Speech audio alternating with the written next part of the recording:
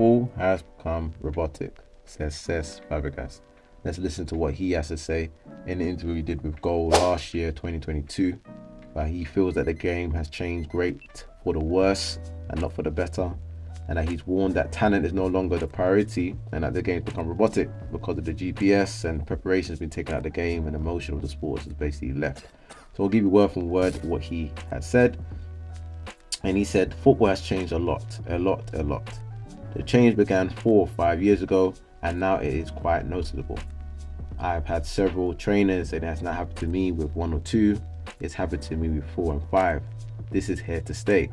There are methodologies that have been based on automatisms in which the coach basically tells you how far you have to pass the ball at all times.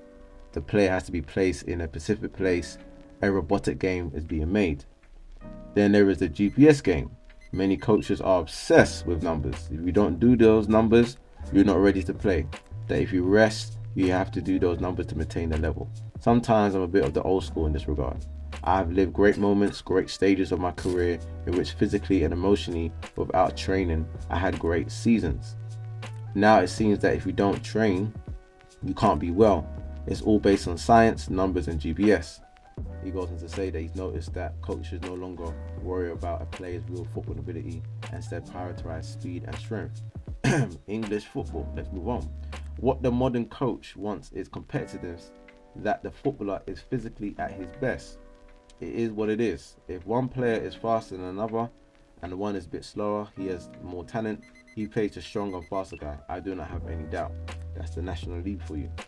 You watch games and you know what's going to happen. A little bit of pressure, a long ball behind the back, the striker pushes it to the end or for the midfielder to arrive, and it becomes very monotonous in many teams.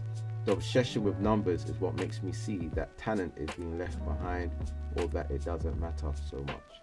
Now, what do you all feel about this? For me personally, I agree 1000% of Cesc Fabregas that the game today has become very much robotic.